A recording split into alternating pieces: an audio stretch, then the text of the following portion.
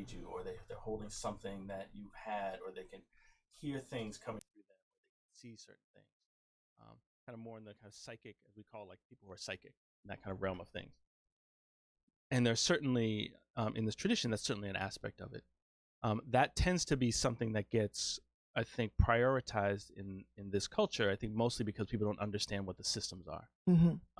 And so, like, if someone is like, "Oh, this is what's going to happen," or "I'm reading you," or like, "This is what I'm hearing," or "There are these your ancestors are around you," or "These spirits are around you," right? People really, oh, okay. Like, there's I think as a receiver of that, there can be this immediate kind of like, so if that's something you believe in, if that's something you've had experience with and that you have seen work, there can be like, oh yes, okay, I have to do those things.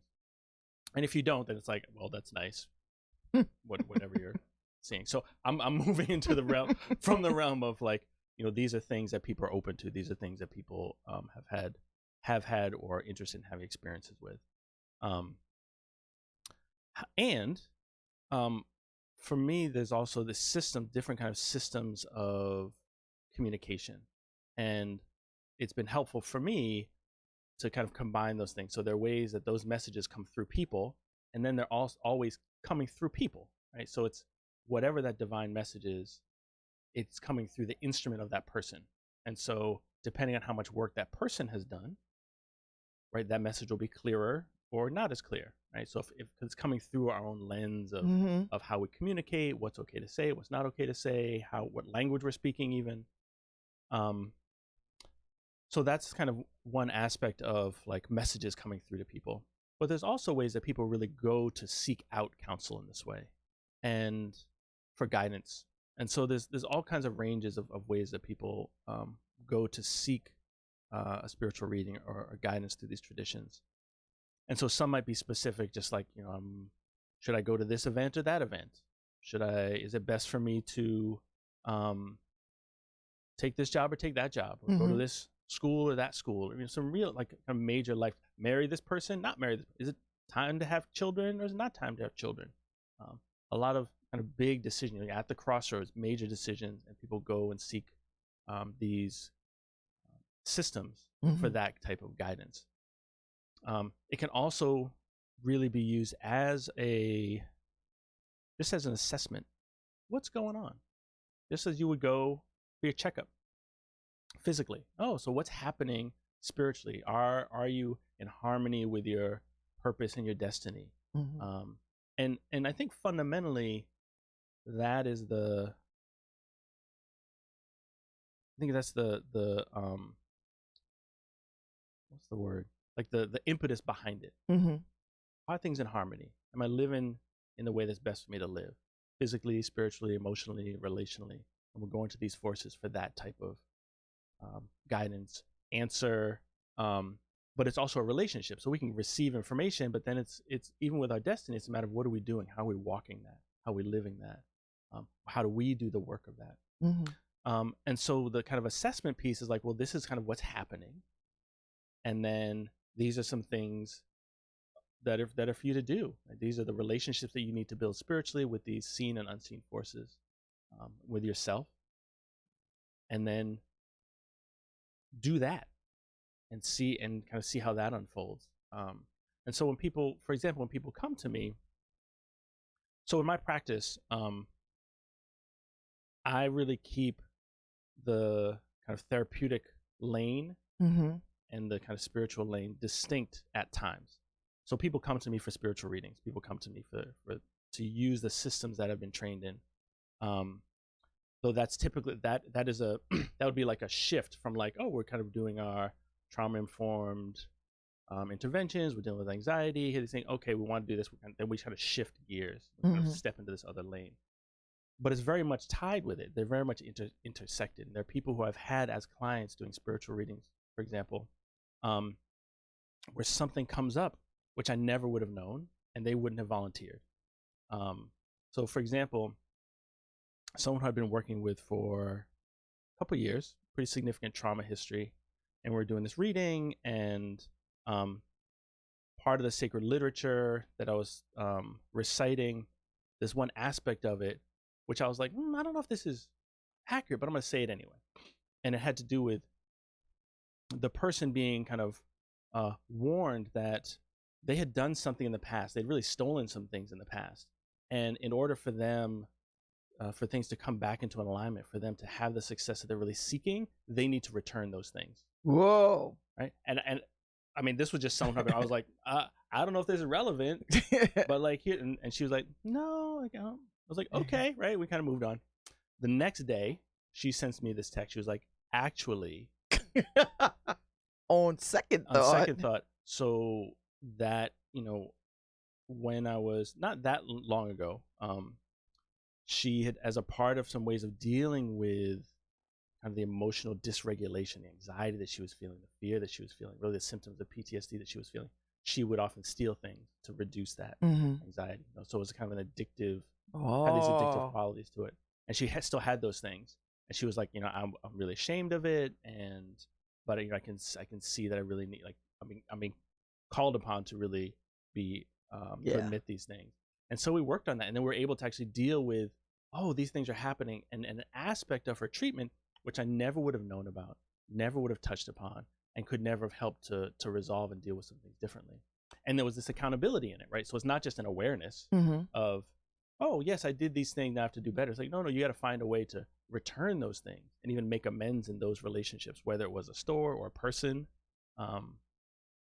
And so the aspect of readings, and so that got folded into our conversation. So the aspect of a reading isn't just, here's this information, do this, do that. The way I was trained is that it becomes, in even the relationship between me and the other person, what's going on? How do we counsel on this? Here's this information, but how it lands in you and what it means for you, let's bring that into the room. Let's bring that into our relationship so that we can also address that and help you navigate how this impacts you in your life, how this impacts you in your relationship. Wow. How long does a reading take? Typically so depending on the system. So they're different. Babz's eyes just kind of did a little like movement thing. So in the Orisha system, right? So there's readings that people do, which are what, like, themselves as the instrument, I'll say. And that can take, 10 minutes. They're just telling you something, or it can really be this longer piece, right? That can take probably an hour. So that's not what I do. Those aren't gifts that I have. I know people who do. Okay. But, like, those aren't gifts that I have. There's, in the Orisha tradition, there are kind of three main ones. One is obi, and in the diaspora that comes from the use of a kola nut called obi abata, all the different kinds of obi. And so you have these lobes that you break open. It's like a fruit, and it has different sections. So like an orange has different sections or lobes. So this can have anywhere from 2 to 5 sections. Okay. And you take them out and you use 4 of them, and they're prayers that you say, and you cast them, like you toss them down. And depending on how many are face up and how many are face down, it gives you a message. Now, typically obi is used more for getting getting yes or no answers. There are qualifiers to it, right? There's kind of like a yes with some peace, or there's like a no because there's something about your character, right? There's kind of qualifiers to it, but you're getting, I'm saying these prayers, or I'm asking for these things, or I'm asking for guidance. There's the best for this. Is it all accepted? Yes or no? Or, is it best for me to do this? Kind of this yes or no guidance. And then you can kind of really get into detailed questions. You're getting similar answers, but because of what you're asking, you can get some real guidance from that. That's also called, people in the diaspora talk about casting shells, because obi don't grow here. And so people have used coconut. Use some other tools. Use other things. So coconut, either the meat or the shell, the hard shell. Or cowrie shells are often used. I've seen the cowrie shells. Right. So in this system, you're just using 4 of them. There are some ways you can use 3, but typically you're using 4 of them. That's one system unto itself. And that one, if you learn it and kind of understand what it is and have practice with it, you don't necessarily have to be, a priest or priestess or initiated to use that system. It's important to have a teacher and have some guidance with it, but traditionally speaking, people would use it as a more everyday piece. I'm I'm just making these little offerings, or I have some questions, or this was my ancestors, or the altar. So that's one system. Then there's a system called Merendilogun, or Erendilogun, or Dilogun, depending on if you're from West Africa and a Yoruba speaker or the diaspora. But it's all it's a divination system using 16 cowrie shells.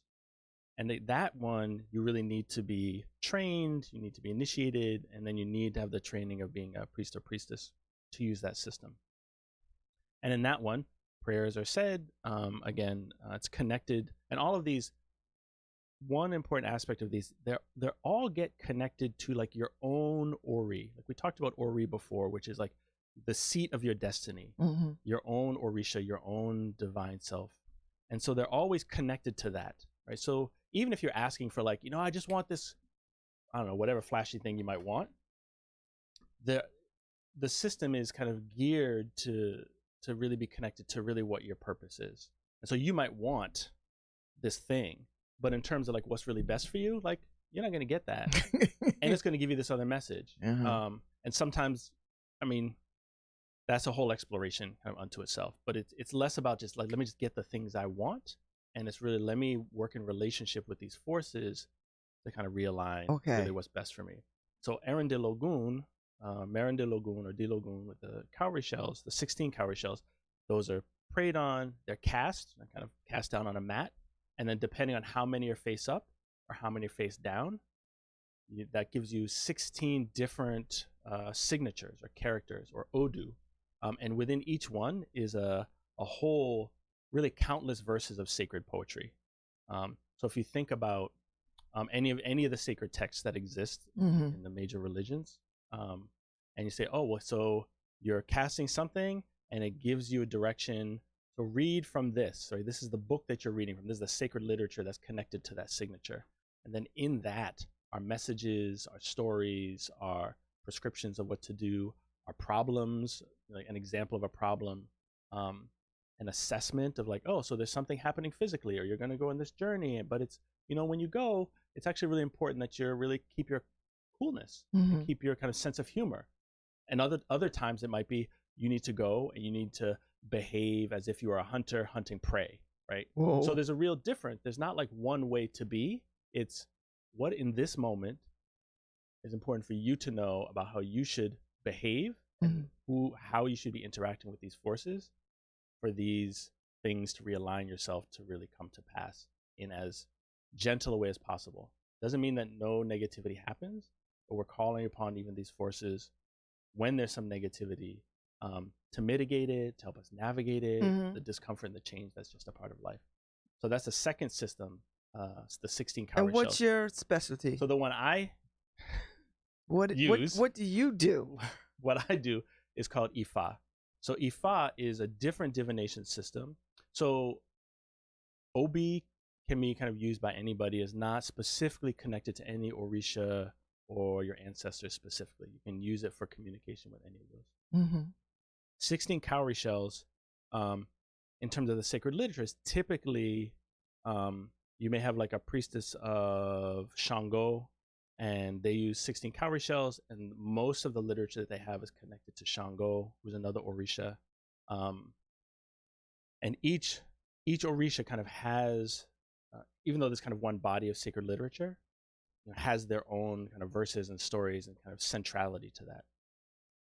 Ifa, and so people who are initiated into Ifa, Babalawos, Iyan Ifas, so men who are initiated, right, into Ifa, who are, so let me correct that. So you have to be initiated into Ifa, you have to be initiated into an Orisha to use either 16 cowrie shells or Ifa as a divination system.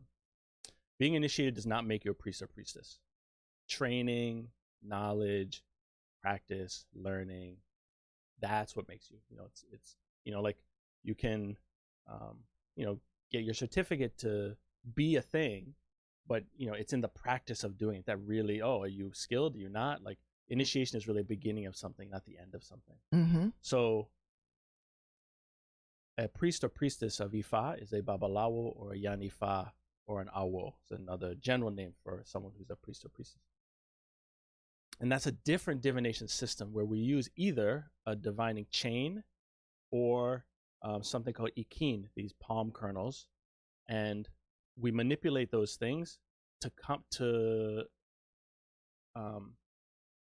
find something else called an odu. But this one, there are 256 possibilities.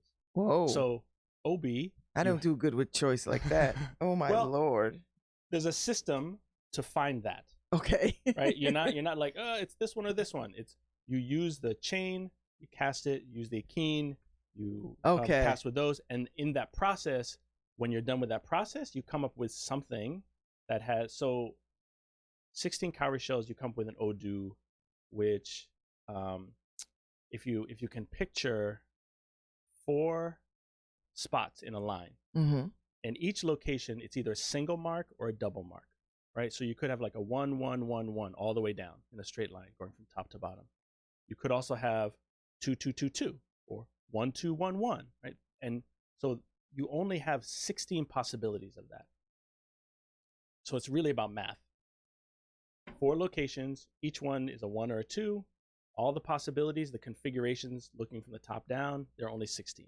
And so you go through this whole process with someone. Yes. So that's an odu in 16 cowrie shells, right? Because there's 16 configurations, there's 16 names. In Ifa, instead of one of those, which is called one leg, you have 2 of them next to each other. You have 2 legs. Same options. On the right side, you could have 1 1 2 1. Right? That has a name. That's irete. That's a name of that odu.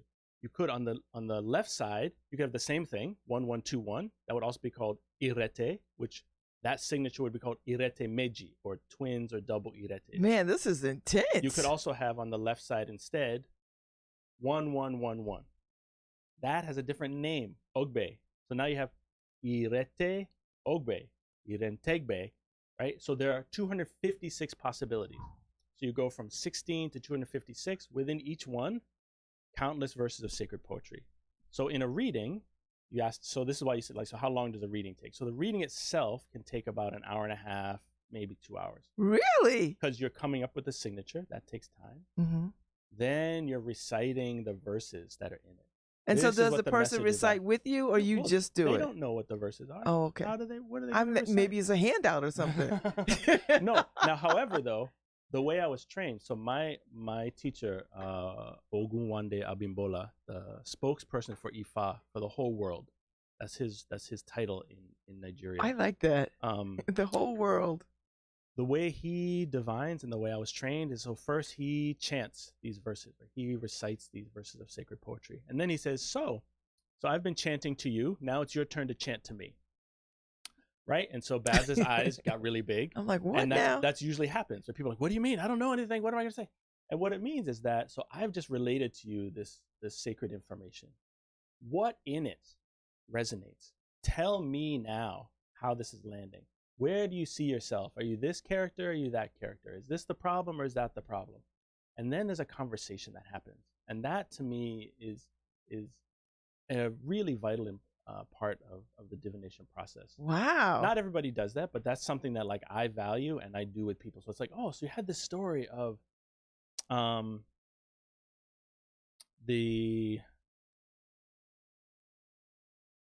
there's a verse that's, I'm gonna try to go with it that has more of a story. So there's a verse that's I don't know if I recited this before. It's in Obara Meji, and the shortened form of the verse. So there are long forms and there are short forms. So the short form, I'm not going to recite it all, but I'll tell you some of the points. Is a story. I'll tell you the story part. There's a story of a person who goes to do spiritual work at the home of the emperor with 4 other people, with 3 other people, and they do this every year. This person is a priestess, and they go with their other priests and priestesses. They go to the emperor's home every year to do their annual reading, spiritual reading. How's the year going to be? Am I going to get these blessings? Mm-hmm. What's coming? What do I have to be careful of? Like a farmer's almanac, that kind of thing. Kind of like a farmer's almanac. Sure, ish. So every year, typically they go, and then the emperor gives them lots of money, right? They're getting paid for their work. And so they are kind of reliant on this. Like every year we go to the emperors, we get paid really well. We continue our other work, but this is important. But this year, before they go, the emperor cuts open 4 ordinary pumpkins. hollows them out, fills each one with money, valuable gems, stones, and fabric, all these kind of signs of wealth, and then closes it back up. And Eshu, who's one of the Orishas, a trickster, but among other things, rubs his hands on the pumpkins, and the marks that were made to open it disappear. So they look like regular pumpkins. The Ejiobar and his friends come, they do the reading, and at the end, the emperor says, "Thank you so much for your work. And they're like, okay, we're going to get paid. And he hands them these 4 ordinary pumpkins. And in the verse, Ejiobar is typically the kind of last one. He's the most junior. He's typically pushed to the back, or he's not really taken seriously. And so all the other priests are like, "Oh, thank you. Hey, Ejiobar, why don't you take ours? You can have our pumpkins. You know, you've worked long enough. You take ours. We're fine." And Ejiobar's like, "Okay, I'll take them." And she goes home and has these ordinary pumpkins. And so actually, so what's actually powerful is like, so Ejiobar in Yoruba, there's not gender used outside of a situation, right? So somebody might be a wife or a husband, but someone's name isn't necessarily gendered. Okay. So in this verse, this is a side note, I like to play with Ejiobar being male or female. But Ejiobar goes back to the home and their spouse is there. And the spouse is like, "Great, Ejiobar's coming back from the emperor's getting paid." And Ejiobar is like, "Oh, I got these pumpkins." Like what? Right? And the spouse is like, "What is this? What are we supposed to do with this?" And frustrates. I've had it enough. I'm done with you, and goes to bed. And Ejiobar's like, "Oh, I don't." Okay, and puts the pumpkins on the table, and then goes to sleep. Hunger wakes up Ejiobar in the middle of the night. And Ejiobar goes into the kitchen, just sees these pumpkins. He's like, "Well, okay, I'm hungry. I might as well make something." And cuts open the first pumpkin. And as soon as they cut the pumpkin open, all this wealth spills out of the pumpkin. And then they cut the next pumpkin. More wealth spills out. And so this is how Ejiobar becomes wealthy and successful. And so the next day, by this time the next year, Ejiobar has a new spouse. Oh! Ejiobar has a new home. Oh! Ejiobar is recognized and There's a lot to successful. unpack in all that Lots stories. unpacked, right? So that's an example, that shortened version of like, so there's a verse, that'd be one verse in the Odu, Ejiobar, right? So the person's name was Ejiobar. The Odu itself is Ejiobar or Obara Meiji, 2 Obars. So that would be like, okay, I've chanted this to you. And then I would say, okay, Babz, what in that speaks to you? What's going on in you? Is that relevant? Is it not relevant? Like, what's going on? How does this land? And like, you might say, well, you know, I really resonate actually with the spouse. Or, yes, this is what's happening in my own life. Like, I'm just working and working, like, I'm not getting seen. Right? And so when we talk about what the message is, we translate it. We work out how is this alive for you? Mm-hmm.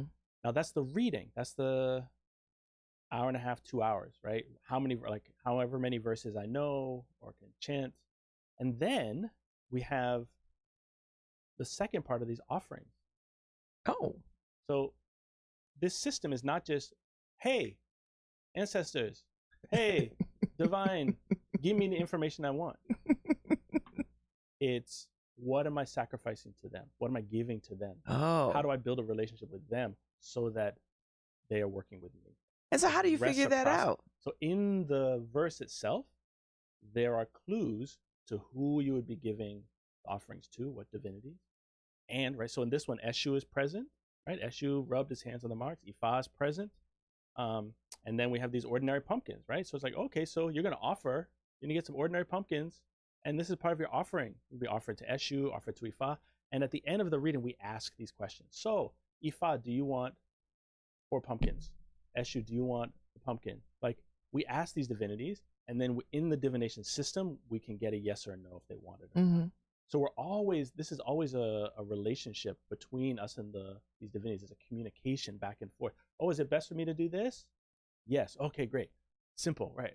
Is it best for me to do that? Yes, but be careful. Okay. Or no, you got to check your character. Oh, so now I need to explore it differently. So there's fluidity and flexibility to make these verses of literature, sacred literature, relevant to the person's situation in their life. And we Mhm. do that through this dialogue between me and them and between us and these divinities. So how often do people get a reading? So people come when there's big things happening. Mm-hmm. People sometimes come for like, I haven't had a reading in a little while, right? There was a time in my practice when I was getting a reading just to get a reading, probably every 6 months, every 5 months. Just like, how are things moving? I think, what do I need to do to really keep things in alignment? Because that was I was kind of, that was in the midst of my apprenticeship and a different kind of depth of my practice. Now, Mm-hmm. it's not that they're kind of not needed, but what I've also been trained in is this isn't just like, let me just go and ask these questions. It's also about cultivating ourselves and our ability to listen to ourselves, to our own ori, to our using ourselves as the instrument, through ourselves as the instrument. And so in this process, so like when somebody then asks, like, so if someone in a reading, I might say, here are the verses, these are the messages, we've talked them out. Oh, do you have any questions? And so a person can then ask specific questions that they have that maybe weren't illuminated in the verses themselves. And we use the divining chain in it, which can get the same Odu, same 256 possibilities, to then ask questions to get a yes or no response in the reading, in the same. So we've opened this channel. In this, we're going to ask a bunch of questions. Here's these verses that come through. Here's aspects connected to our destiny. Here's some things we have to be concerned about. They may be spiritual, they may be physical, they might be emotional, might be relational, might be about our health. And then like, well, so that's all good, but I need to know, should I work here or work there? I have no idea which one is best for me to do. Okay. Right? Okay. And then I work with people to really discern what that question really is. Oh, do you really not know? Or are you not confident about really what you want? Like, because sometimes we're like, should I do this or this? And I say, well, what happens if you get that one? Like, oh, I don't want that one. And what happens if you get this other one? Oh, I want that one. So why are you asking this question? Like, is it about you really don't know? Or is it that, like, there's just some feelings that I have about going for what I really think is best? Oh. And so I work with people to help discern that, because I've been trained that our own engagement in our lives is important. Mm-hmm. And that's important to cultivate as well. Yeah, I get that. That's like, that sounds very, very similar to my spiritual direction training and practice, right? So, and we get confirmations. So like when people come to me, I'm at some event or whatever, and like they're kind of reading me, or they've heard things like, I'm hearing this and this is what you need and blah blah blah blah. I'm like, okay. And then I go and I confirm with these systems, because these systems for me personally have like guided virtually every major decision in my life. Wow. So who does your readings? You? My teacher. You go to your and my teacher. Okay. And how often do you do it? Every 6 months too, or a little more often? A little more often. Okay. They'll just be like so you do it and like information comes through. So in some ways it's like, well, so when is that resolved?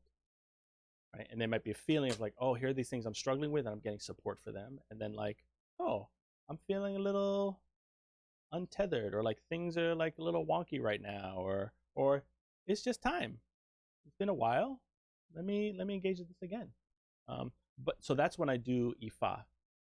I use Obi, right? I use this other form much more often in like my regular, I make offerings and I'm like, oh, so is everything accepted?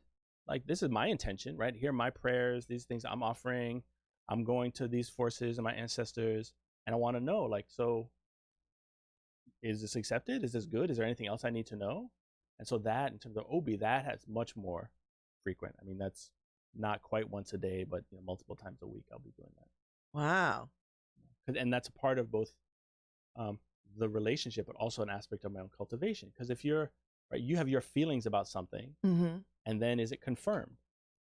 Okay. And so that helps me in my development. That helps people in their development. Because like we can think all kinds of things. Oh yeah, this is the right thing I'm supposed to do. But if you're not checking in, right, with people who you're saying you want to be guided by, how do you know? Right? We can work to develop the clarity as ourselves as an instrument, right? To hear inside and through us. Yes. Up through the I earth, do believe down, that. right? I do and believe that is that. vital. Yes. And we are not always the clearest thinkers. Right? to put it that way. Well, I mean, I'm of the mindset that spiritual acumen is a muscle, and the more that you work on it and work with it, you become better and stronger. I think everybody's intuitive. People just don't trust their intuitive selves. And they don't know how to develop that intuitiveness. Right. I've found there's a difference. I've kind of framed it this way: a difference between intuition and instinct. So many times people have an instinct for something. Yeah. That's not, and that can be protective, that can be reactive, that can be like I need to get the hell out of Dodge. Right. And some of that might be accurate, like, oh yeah, this is actually dangerous. Yes. Right? But it might also be instinct around, like, I just think it is. And my whole system feels like it is. It's really not. But that's how I'm responding, right? So that's, and we can get, if we're not aware of that, it can be really confusing. Because like, well, my instinct told me to do this, but then the things that I wanted to happen didn't happen, and it was a train wreck. And I get that. I get that. Yeah. Particularly with people who walk into new spaces and are not comfortable or familiar. Their instincts tell them. Right. Do you know what I mean? Yeah. How to deal with discomfort as opposed to what's actually happening. Yeah. Right. Yeah. So that's an important, I think, distinction. There are a lot of times people can, well, I feel this way, or I think this, so it must be true. Yeah. And no. I know your feelings are real. probably. Like there's real things in that, but it's not. Yeah. Right. And that's the confirmation piece, right? So I can get this, oh, it really feels like this is what's best for me to do. Let me confirm that.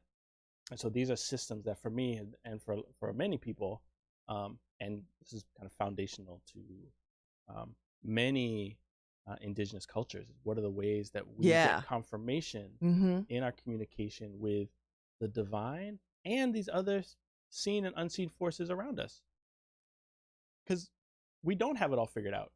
Yeah. And so we go and then we cultivate ourselves different ways to connect with that, to sort that out, so that our lives can be better. I like that.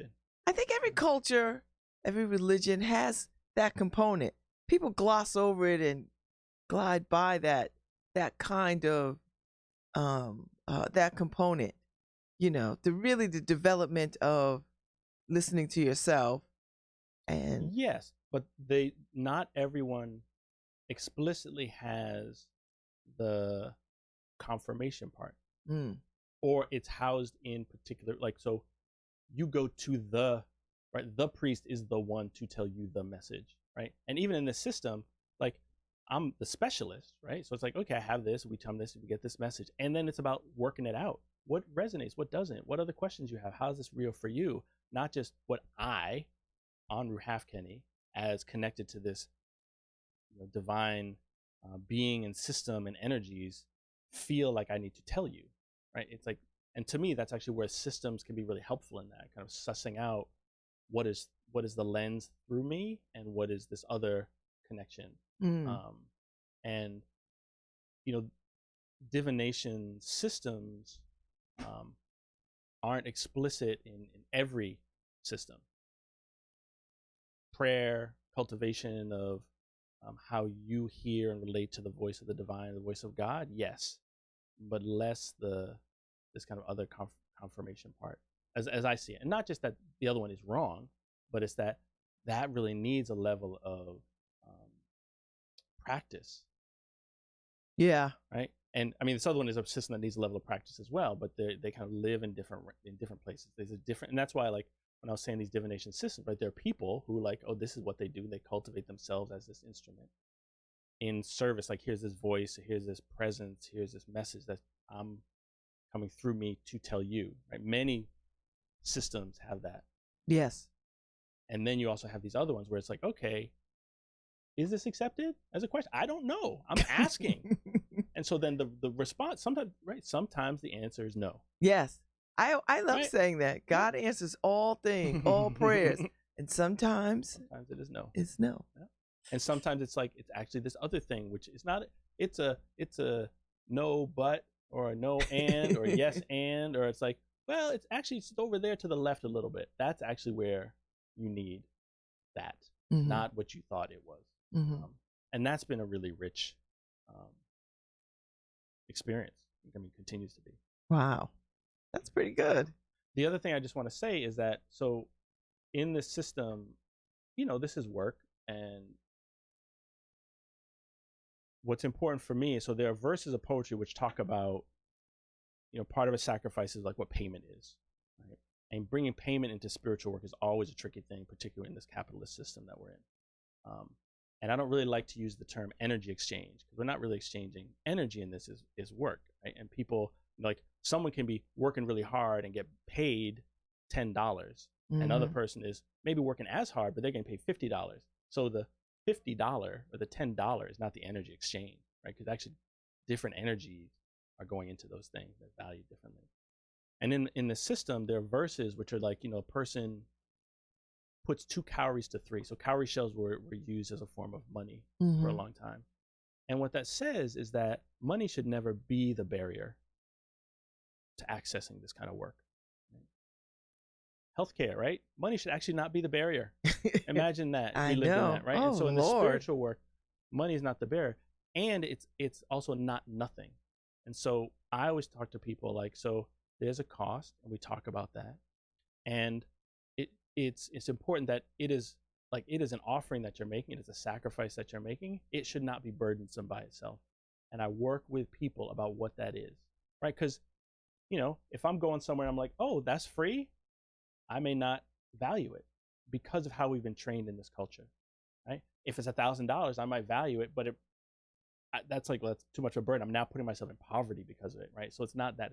It's this kind of middle place of what can you offer, the value of this, and what is in your capacity. And so I just wanted to kind of state that, because different spiritual traditions deal with spiritual work differently. And so that's a real aspect, but it's something that is important to address and to work on, because again, it's an offering that's being made, it's work that's being done, and it shouldn't be a burden. This is not about like, oh, I'm just going to get paid because I just want to, right? And I can extract this because you're in need, right? It's important to both name ways that does happen in this system and in other systems, that it becomes big business, and ways that it is also about honoring the work, because work is being done, right? So the reading is like an hour and a half to 2 hours, and then we make another time to make these offerings, right? You bring the pumpkin, you bring honey, you bring these things. Okay. And so then there's that second component, which is about crystallizing or concretizing the relationship that is, and that's another hour and a half to do that. So a reading is the message, which is important, but actually the relationships that's being developed both with the person doing it and with the client and those spiritual forces. Wow. That's where the relationship and the work really gets done. Wow. And this is a whole thing. It's a whole thing, right? And so that's why, like, being a priest or priestess is not just, oh, I've been initiated, I've gone through this thing. Is what is the training you have? What do you understand? How do you know how to translate this, so make this alive and relevant for people? And so there are countless verses of 256 Odu in Ifa, countless verses in Marindilogun, 16 Odu, countless verses within each one. And do you continue your studies? I mean, you have to continue your studies. Yeah. So there's about memorizing verses, about understanding what's being asked for in those, what the intervention is, spirituals and medicinal, doing cleansing. Sometimes there's other things kind of being asked for in it.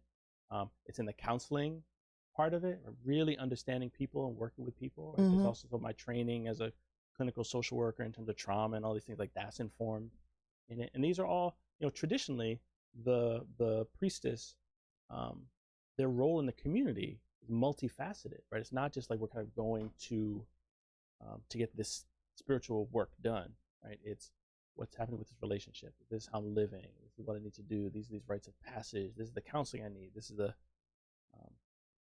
resources I might need. Oh, and I know, oh yeah, you connect with this person because they have the kind of work, they need someone with your kind of skills, right? So there are multiple roles that a priestess or a priest would play and still plays traditionally. Here in this culture, things are very like, who's the specialist here, who's it over here, right? Very delineated. And so the work that I've been able to do has really been able to kind of integrate these things and have them come together in a much more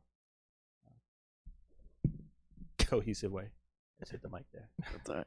Right. Another rich conversation. Thank you. Yeah. That was a nice sort of understanding of divination. Yeah, so I hope so. I mean, I hope it's hard. It's easier when I'm with someone I can show them some things. So I hope it was clear enough for people, and even just like the role that it plays, right? People come for spiritual questions. People come for physical help, right? I'm going to have surgery. I want to make sure that I have all these forces on my side, right? Guiding the hands of the surgeon.